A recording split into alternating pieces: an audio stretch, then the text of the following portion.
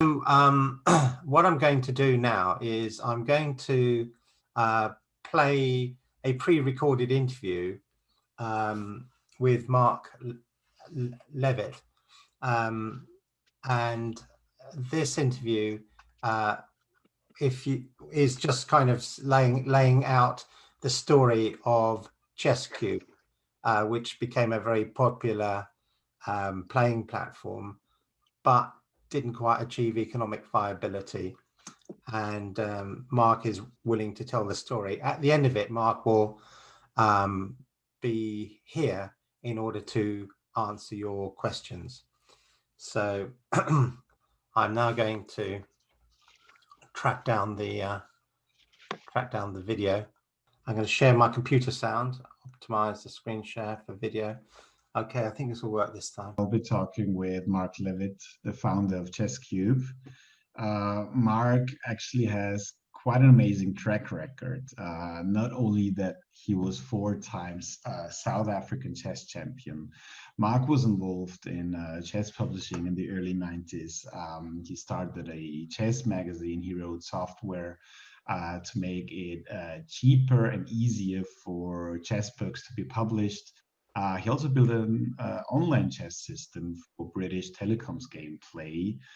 Currently, I believe he's working on his new company for AI-assisted software development called Trickster. But today we'll mainly focus on ChessCube for obvious reasons, which he founded in 2007. We'll talk about this in a second, but first of all, I want to welcome Mark. Hello, Mark. Hi, how are you doing today? I'm doing great, thanks. Thanks for having me on this talk. I'm very excited about this whole conference around chess and tech. It's very topical at the moment. You know, with COVID, people playing more chess. With Queen's Gambit, they're watching it on Netflix. They're watching it. Very important at the moment. That's true. Also here in Austria, there's quite a chess hype. I've been contacted by so many people just asking me about Queen's Gambit. What is Queen's Gambit? I heard there's this series, like, is it true this is an opening? And then you try to explain a little bit. So there is definitely a chess hype currently, which is good for us, actually. And basically, the topic to discuss today, to discuss about ChessCube, just fits in perfectly. So I know you've done many different things, but let us really just focus on ChessCube. So can you tell us, when did you first have the idea of what was to become ChessCube? Well, in the late 90s, I built a chess world for British Telecom's gameplay system, and but I was a bit disappointed because I spent just over a year building that platform, and then down the line they actually decided to focus on fast Twitch games like, you know, flight simulators and that type of thing, and they dropped all of their board game applications. Mm-hmm. And then I felt a yearning to come back to that, and I had a company in the .com era, mm-hmm. But I had this yearning to do a chess system again. And so after the .com bust and then my next success, I felt ready to build something in chess again. Right. So so before you started, actually, what was the actual vision? Now, before you really launched and everything, what was the vision when you thought about launching something like ChessCube? So the original vision was I was torn between 2 things. One was chess education. Mm-hmm. And the other one was chess tournaments. But the main drive was actually chess education. And I definitely did not want to build an online chess playing site, because at the time I felt it would be very hard to actually beat some of the incumbents at that point. Mm-hmm. Mm-hmm. So we actually then began to build a chess education system where we looked at making videos, mm-hmm. But more online, cloud-based type videos. Mm-hmm. To compete with ChessBase's video platform, but mm-hmm. to use the same platform to actually do chess coaching in real time. Mm-hmm. And that's how it actually started. So here it is, especially now in later years. There's also there was this startup hype, etc., etc., and people are talking about first you need a proper business plan. You have to think about business model. You have to think about etc., etc.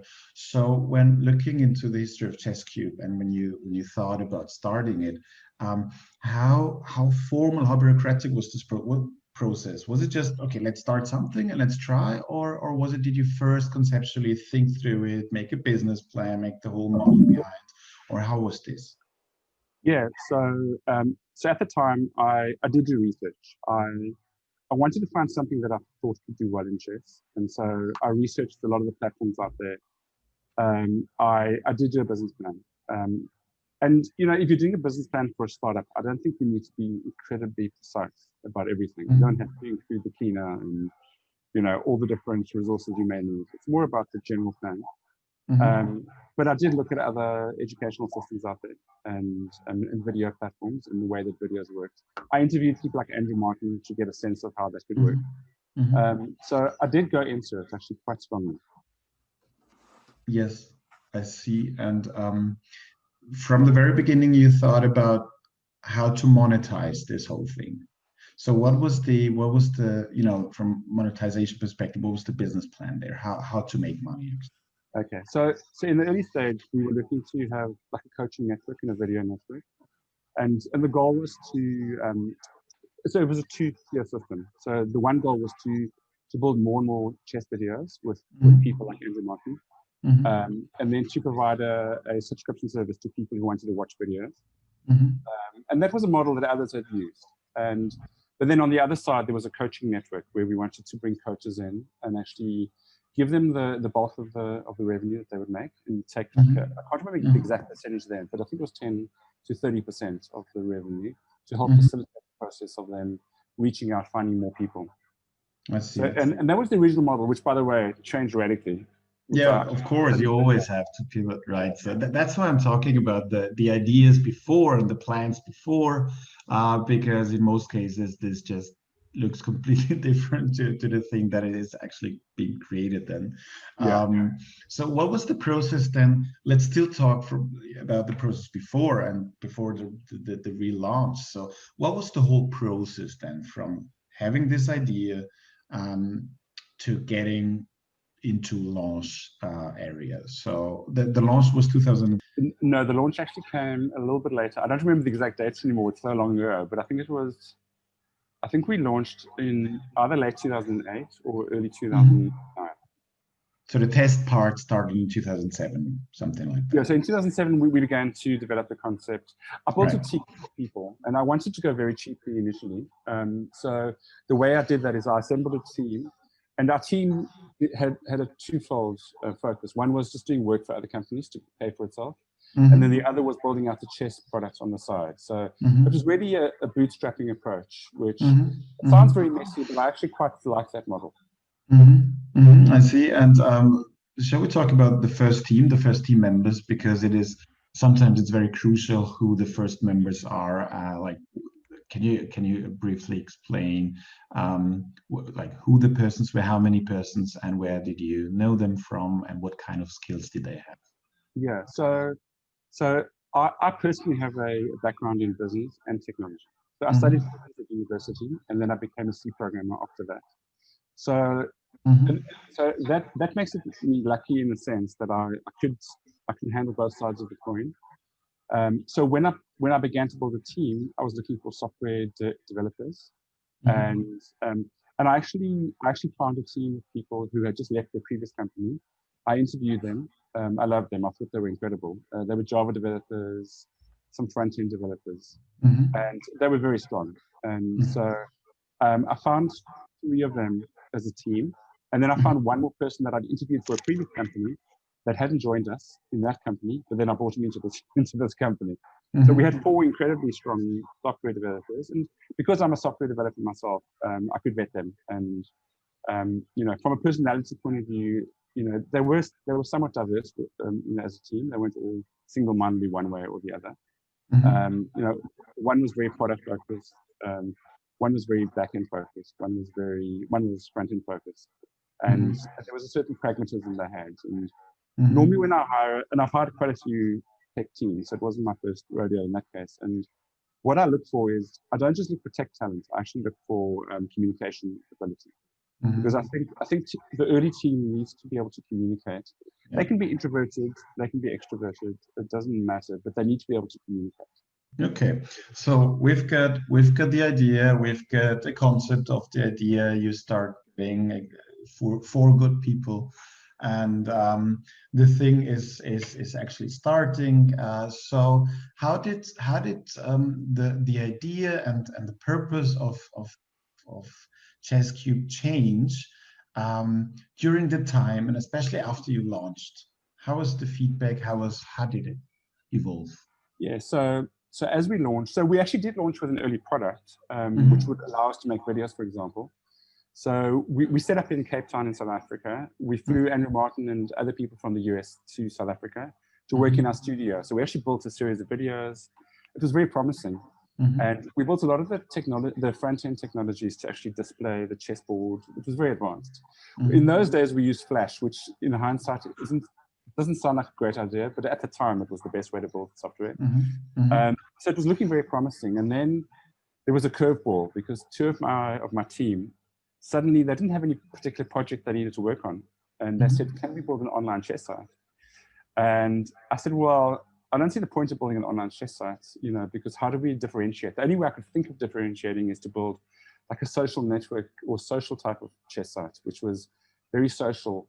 And they said, well, why don't we build it for you? We, using what we've already built and using some open source technology, we think we can build this in 3 weeks. I said, really? 3 weeks? So they said, yes. I said, okay. I'm not sure I want to, we can test it. So 3 weeks later, they present me with a fully working chess site. And so what was the function of this first chess site? Okay. So it had a way where you could seek a game, get other people, and then you could play against them. But what we added, that was actually, it wasn't totally different to like ICC or play chess. It had rooms where you could chat. But unlike those sites, which needed a client application, this was in a browser. So we could actually have people logging in a browser and they could be talking to each other. And so it's pretty amazing. We built this entire system that played chess.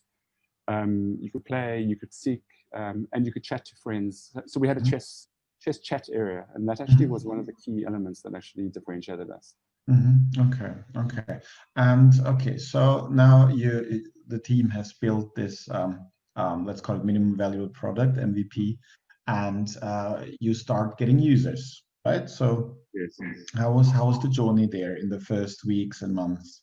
So yeah, so it was interesting because I learned a lot. So what I did was I went around to chess tournaments in South Africa, and I handed out pamphlets. It cost, I can't remember how much it cost, but from a cost-benefit analysis, in hindsight, that wasn't a very good way to start. But we got people interested, and then they would come to play chess, and then the first person would arrive. There would be nobody there. They would stay for a minute, and then give up and leave. Then the next person would come in 2 minutes later. They would see nobody there. They would leave. So I made everyone, all the developers, myself, just have 3 accounts, and we'd be open for playing at all times. Then people would stay, and then other people would come. So it was the chicken and egg problem you have when you start a network, because you need to have people there already, so other people can find them and start playing. And then that actually got established to a point where we started getting about 100 people on at all times. So that was a good base to work from. So what after the launch, we're talking about what? How many months have passed, or how many weeks have passed after the launch? It's probably about a month after the launch. A month after the launch. All right. We got to a point where we had 100. Yeah. It was relatively quick to get a stable base of people. Yes. And but then we wanted to launch to the world. So I started the process. In one of my previous companies I invested in and participated with, they did PPC, paid search. So we started doing paid search. We focused on England first because the language was similar, we thought, and the time zone was similar. So we thought, okay, let's go first to the UK, then we'll branch into Europe and go to other countries. So we did, but the English people couldn't understand why some people were speaking in Afrikaans in the chat room. I see. Okay, that is an interesting thing, actually. Okay. So then we actually split the rooms. We created the British pub, the Bulldog pub, and the Springbok pub.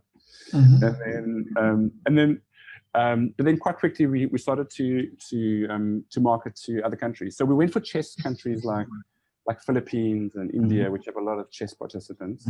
And how did you market them? Like, how is the marketing strategy? So we use paid search adverts on Google as our main source. And so very quickly, within a month or two, we were getting about close to 100,000 signups a month.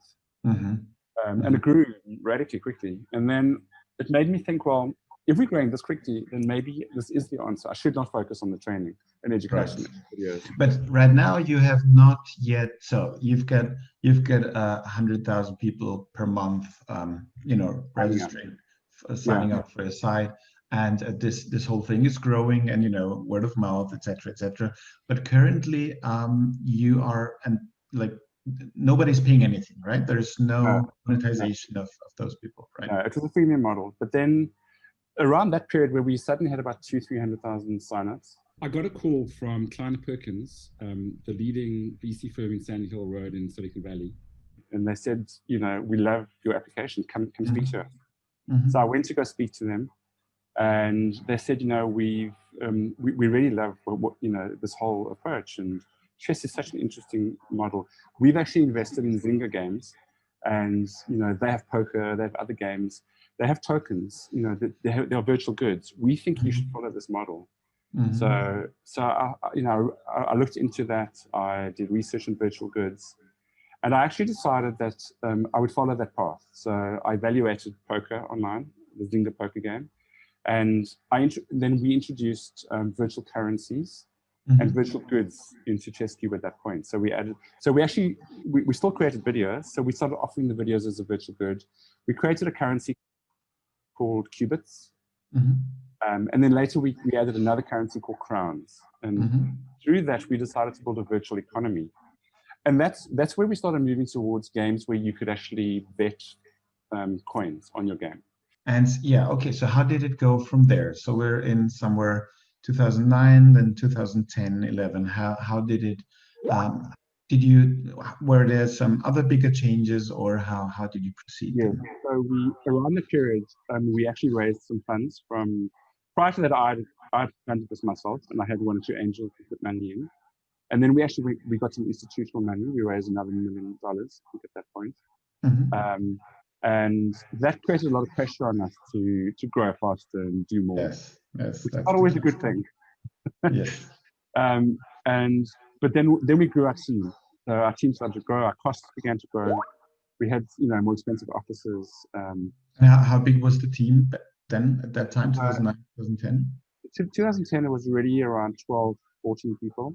And then we grew eventually more, up to about 23 people. In a way, that was the start of problems for the company, was getting too many people dedicated. Because when you have a lot of people, you have to do a lot of stuff. That's true. And you were the CEO. I was the CEO, and effectively the CEO.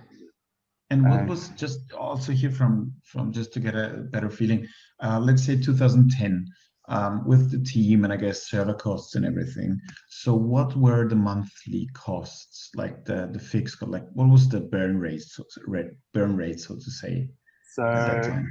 Our costs were around, I think about $70,000 to $80,000 a month, right? At that point. And so it was quite heavy.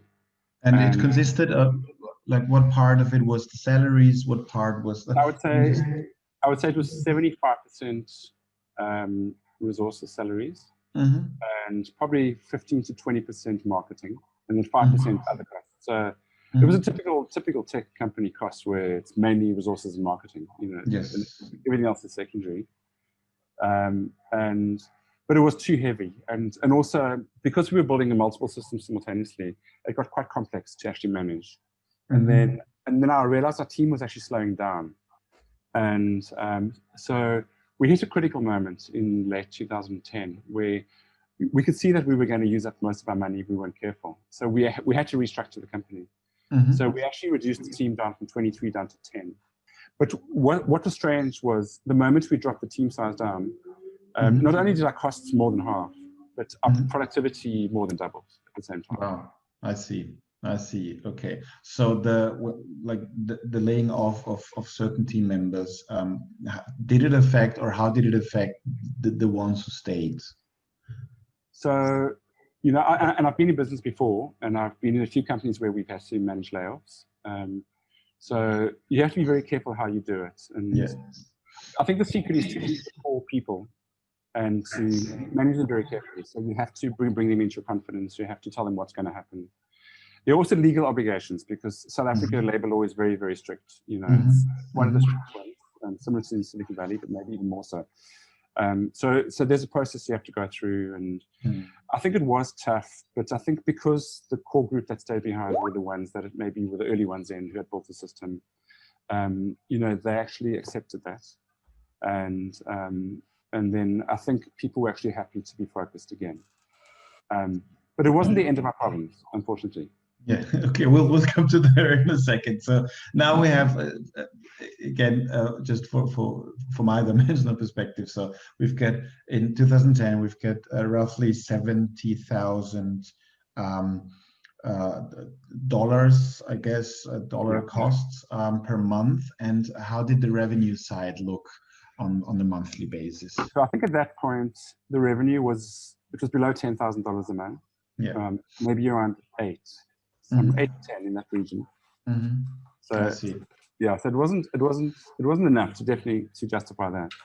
Right. But we were hoping to try and lift that. So our goal was to try and lift our month-by-month revenue to higher than 30,000 a month. Right. This is the interesting part, because every startup actually gets to this point where they have to reconsider, okay, the revenues are not yet there where they should be, and the costs are maybe way higher. Now you did this part on the cost side, basically you shrink the team size, but looking at the revenue streams, how did you obviously you had plans before and you had revenue goals and you did not reach or meet the revenue goals. Now the question is, what did you do? What did you change? Did you change from a process perspective? Did you how would you say that the next revenue goals that you had that also might have been way higher than, you know, the cost at least, how did you ensure or tried to ensure that this time you will meet the goals? So because we built a virtual economy, we wanted to find ways to massage that economy. So in a virtual goods economy, there's certain levers that you can pull to change activity. And so, we had two main areas of focus for people. It was playing games for qubits, just normal games, and then there was tournaments. So tournaments accounted for about 25% of our games and the activity. And so what we were trying to do was create more interesting tournaments to engage people. And that was starting to happen. And also where we could rake away more money from people so they would be more inclined to buy qubits. And then similarly on the playing side, we wanted to adjust the rake, where we could actually rake qubits away for games where people lost, or won, rather, I should say. The winner would, well, both players would contribute, and then the winner would win some of the qubits. So by doing that, we started notching up the amount of money people were spending a month. But it's a very careful balance you have to have, because you can irritate people when you make it very hard to play. We also didn't want to lose the free people, because they were the people that created the environment. So we had to give away more free qubits, but take it away at a faster rate. Right. A way just to engage and build the economy. So that was a large part of it. We spent less on marketing. We had a solid base, so we thought, well, let's try and monetize this base. So we lowered that cost, and obviously our costs of our resources had dropped. But our goal was to create more compelling tournament systems, which we did start to do. So we built a system that would be like in the world's series of poker, where you play a series of tournaments, you win your way up, and there's a big grand prize. So we introduced that. We launched 1 or 2 of those. People were very excited about that. And we also wanted to engage people. We wanted to lower the churn and increase the retention. So that's where we put a lot of our attention to at that point. I see. So now we're in 2011, I guess, 2012. Well, early 2011. Yes. And what happened then? How did it continue? So we were still not quite meeting our month-by-month costs. And so we were getting to a point where we were going to run out of money. And so we went back to our investors and said, you know, if you put a bit more in, we have a path, a plan. But our investors didn't want to put any further funds in. Tried to raise externally. I didn't want to put more money in myself because I'd already put quite a lot into the company. So we hit a real difficult crunch point where we felt we had something amazing, but at the same time, we weren't quite there yet. And so we hit a very difficult moment where we couldn't see how to proceed. And so we had choices. So the one choice was just to shut the company down. We didn't have much money left, but we could have returned the money to our investors and moved on. But my investors, they wanted me to come up with different options. So I came up with a very different plan. And what I came up with was I would take all the staff out of ChessCube and put them into a new company that I would create. And then that company would run ChessCube. We'd have 1 or 2 dedicated people in ChessCube just to run it. And the rest of the staff would do other projects, and then they would monetize themselves. I see. And then over time, ChessCube could accumulate more cash. And then, and the goal would be, well, we had a team that could actually keep improving it over time, especially if it did make money. So it increased the opportunity to make more money. And our investors wanted to go for that. So we actually did that. So around June 2011, we created this restructure where we took everyone out of ChessCube. And we had a very small team. We also, you know, we tweaked some of the rules around the qubits and that type of thing. So our monthly income suddenly went to its highest level ever. It was in the $15,000 to $20,000 range. And our cost dropped to $3,000 or $4,000. I see. So, but okay. So that sounds like a good restructuring. So what happened then in the following years? So then what we did is we started to accumulate some cash inside of ChessCube just so that it could actually do more. And then at the same time, the other company started doing certain projects. But then we actually brought other people in to help run ChessCube. So we actually increased the team a little bit, and we got some experts in. And what happened was they were a little bit aggressive. Some of the new people in how some of those levers of actually managing the rakes and the qubits. And what happened was they increased revenue in the beginning. But they irritated some of the people. So how did you do this? What did you do? So they would charge. They would give away less free qubits every day that you could come in. They would. They wanted to, I believe, charge more for qubit packs. Yes. Because their thinking was, well, we only need 1% of people to pay more, and that should be enough. But the downside of that model. And I'd handed over a lot of the control, so I didn't really stop that. I was on the board, but you know, that had some previous success. So so in the short term, obviously the revenues went up, but in the mid to long term, basically, what was it that they would squeeze the revenues that were actually meant for the months later? They would just squeeze them, put them into a very short term area. But then through irritating all those people, then they would do a irreparable problem. So when was this? When those people or colleagues? I believe, and again, I have a memory, but I think it was around 2000. It was later 2000, maybe very late 2011. 2011. Okay, so everything still happened in the time before, basically 2012. Yes, and then just in terms of my own personal journey. The rest of the team, we were working on other projects, and we weren't just doing outsource work. We were trying to work with companies, even investing in some of them. And in that moment, I had an opportunity to actually be a co-founder in a company called Gift, GYFT, and we distributed gift cards in the US. And so I was the co-founder and CTO of that company. And in that moment, I had to make a choice of what to do with ChessCube. So I actually, I was still on the board, but I put other people more in control. And I actually moved to the US with most of the team. And we actually formed some of the backbone of the Gift team in 2012. And my goal was to just see where that would go. And then at the end of it, if I made some money, I would maybe reinvest in ChessCube. But that company did very well very quickly. And in late 2014, we ended up, so we had raised a lot of money in that company. Google Ventures invested in us. Ashton Kutcher invested in us. Into which company? Into the new one? It's a gift. Yeah, right. And then in late 2014, we actually sold the company to a company called First Data, which is the largest payment processor, and it was close to $100 million for the exit. And then I was actually working in that company. So, but I still wanted ChessCube to be alive. So I still worked with the team a little bit. I'd give them some support, and we even hired some additional people to try and build new systems. Yeah. But we weren't able to actually overcome the hump of needing some real investment to actually take it to the next level. Right. So talking about 2014 and the years after, what happened to ChessCube? Like now we know that the ChessCube has closed, so to say. So between those months where basically the cash flow was good, and today, so what big decisions were taken so things would go down? Yeah, so we actually tried to rebuild our systems away from Flash, but our team had failed to do that. So we actually used up a lot of the money we had, unfortunately. And then because our base started to drop and dwindled a bit, we had less people paying. And so over time, the costs were still low, but the income started to drop. And we got to a point where we were just breaking even for about a year or two. And then we actually got to a point where we were losing, not a lot of money, but we were starting to lose a bit of money every month. And it just became a bit of a burden in a sense to keep it going at that point. Right. And the user base, was it also declining, or was it still constant?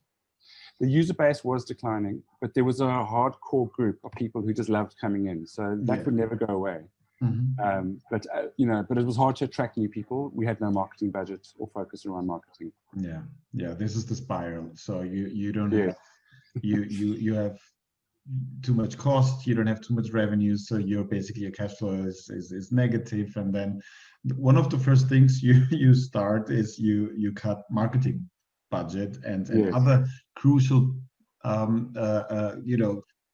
things that are very relevant actually for getting revenues. This is the spiral. You don't have money for marketing, but basically you need marketing so much, and the money you spend into marketing, the less revenue you have. So it is sometimes a deadly spiral. Very much. I see. So basically now we are in this decline mode. Over the years, we're somewhere 2014, 15, 16, and we're just without maybe a big investment into technology, into code, and maybe changing the platform, etc., etc. It just wouldn't make sense to continue. So why? And from what I understood, also ChessCube closed, so to say, only the other month. So it's not that long ago. It wasn't long ago. It was, I can't remember exactly when it was, but it was late last year. Right. So before COVID. Right. So what was the decision there, and how was the whole process, and why not maybe closing before, or why not later? So how can you just explain this final process? Sure. So I always had the intention of maybe coming back to fixing ChessCube and rebuilding it. And so that's kind of a dream of mine to have done that. And I started my new company, Trickster, where I'm wearing the shirt. Yes. And Trickster is a software development platform for building complex distributed systems. And chess games are complex distributed systems. So when we were creating this company, we actually built a chess game as our first proof of concept. We called it Simple Chess. So my thinking was, well, at some point I'm going to rebuild ChessCube using Trickster. That should be my idea. But it was Trickster, like any company, is a very intense thing to start a new company, especially a new technology. And so it didn't make sense to be too romantic about trying to salvage ChessCube while trying to build Trickster.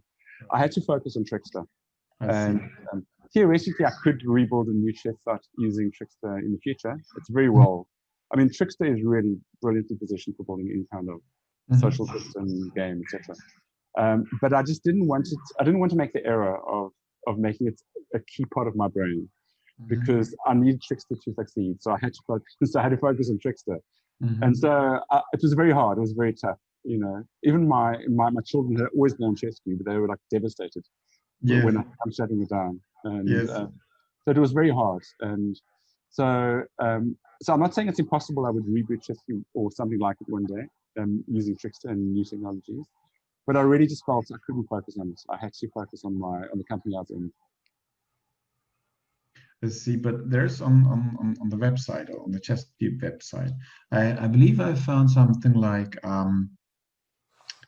we have started to build a new community, chess community or so. So do you know more about that? Do you want to tell us more about that? What's happening there? So our goal, so at the point where we shut down the active system, our goal was to rebuild ChessCube, using the Trickster technology.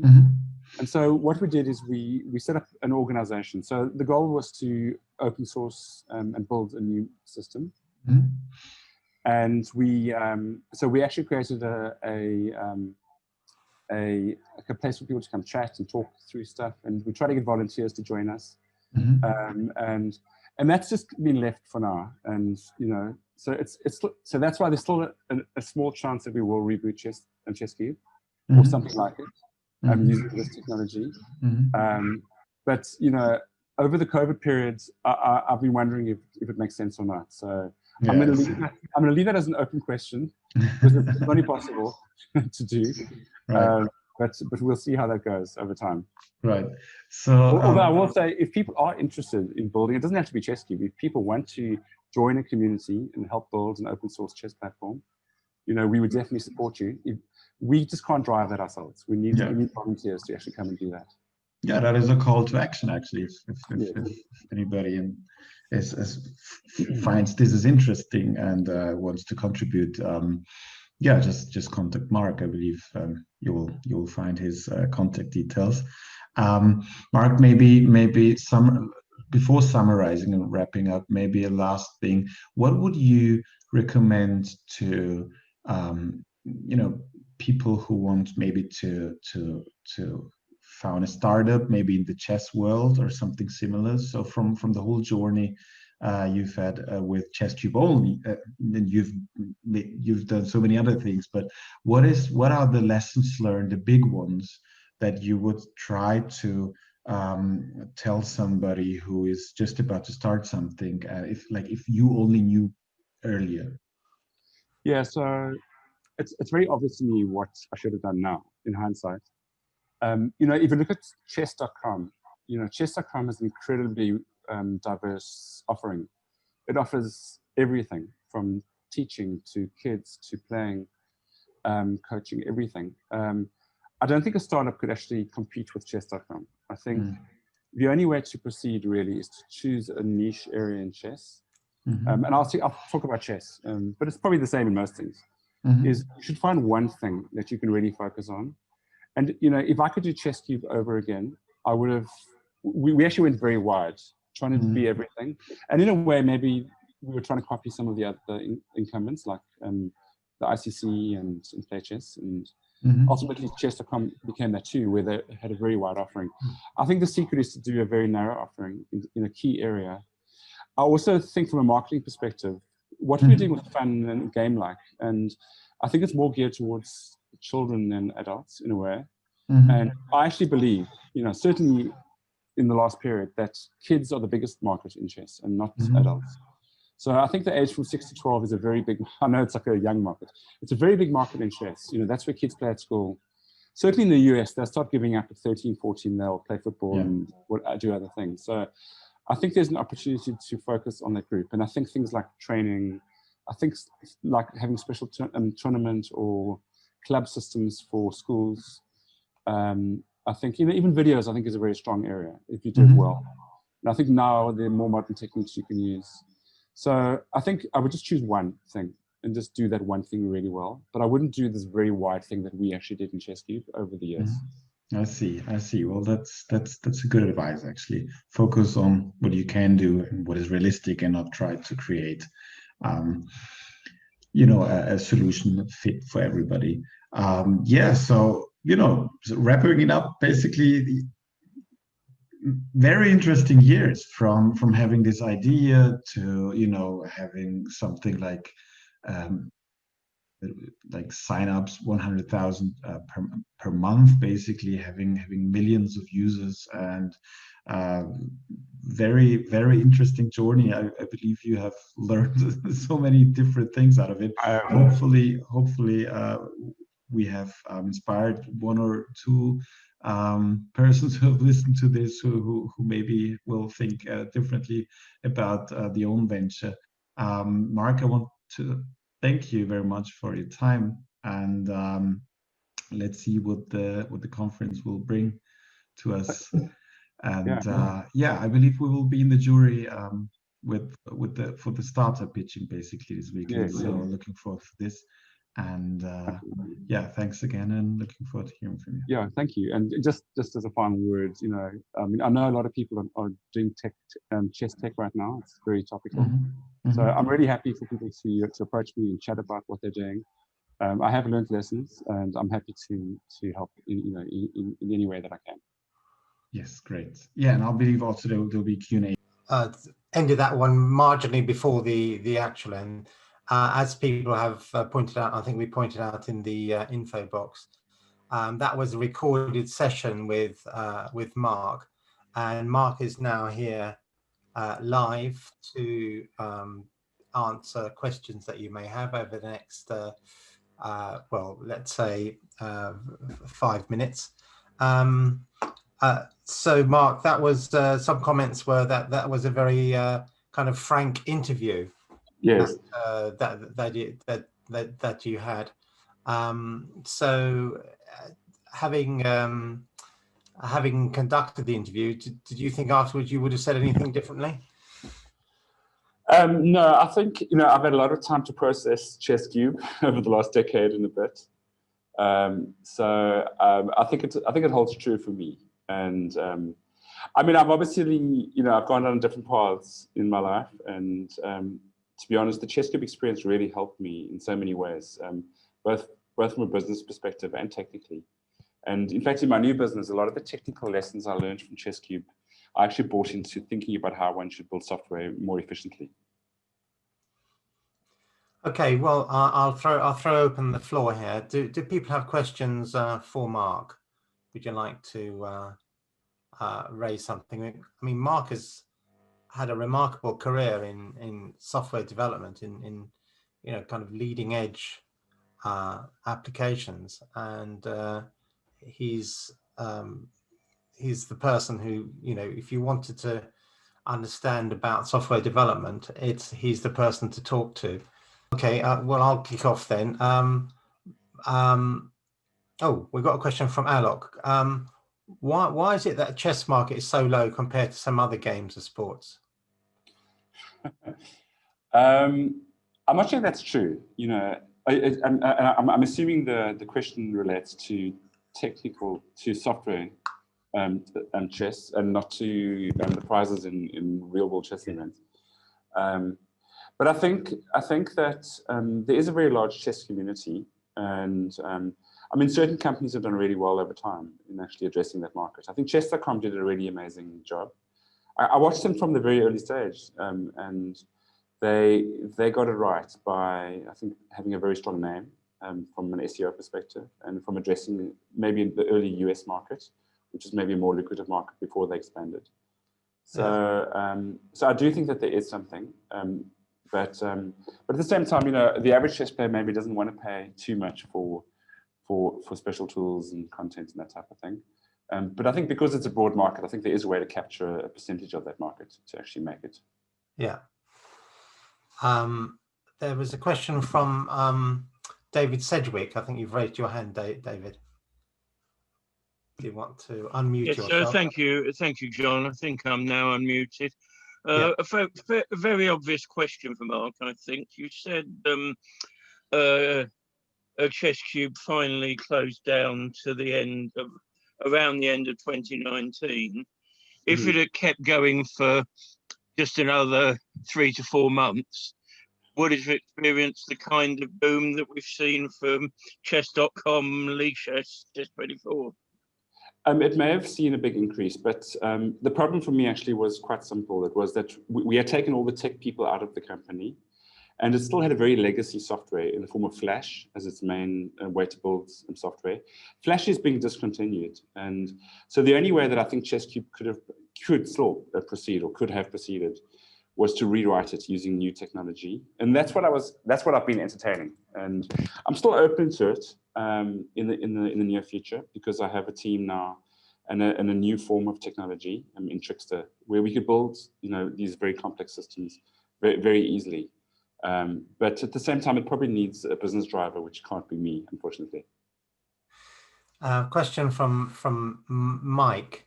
Pay-per-click seems successful for ChessCube. Any limitations on that? I mean, the world has changed. When chess.com were about to launch, I actually reached out to them and said, would you be interested in selling your domain name, chess.com? And they replied at the time for 7 figures, meaning at least $1 million. And I thought they were crazy at the time, but in hindsight, I think we had maybe just over $1 million, maybe $1.1 million. It may not have been the craziest thing in the world to buy that name, because I think that was an SEO driving force using search engine optimization. And they probably did not use pay-per-click in the early stages, but in the beginning we were neck on neck, and then they suddenly just shot up. They are very good marketing people in general, and they did more than just SEO. But I don't think PPC is the only way to do things. And obviously since then, there's new kinds of advertising. Facebook kind of emerged, maybe fell back in some ways around this topic for me or for us.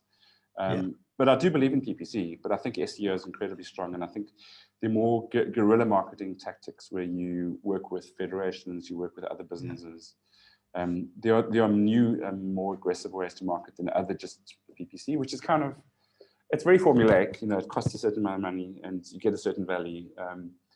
I think a product needs to be remarkable enough to sell itself through word of mouth as well. Mark, there are a couple of questions from Alex Longson. How did you fund the original developers? And do you have any advice for non-technical founders in finding a tech co-founder? Yeah, so in the very early stage of ChessCube, I'd actually just sold 2 previous companies. And so I was a little bit flush, maybe too flush. So I put maybe a bit too much money in up front.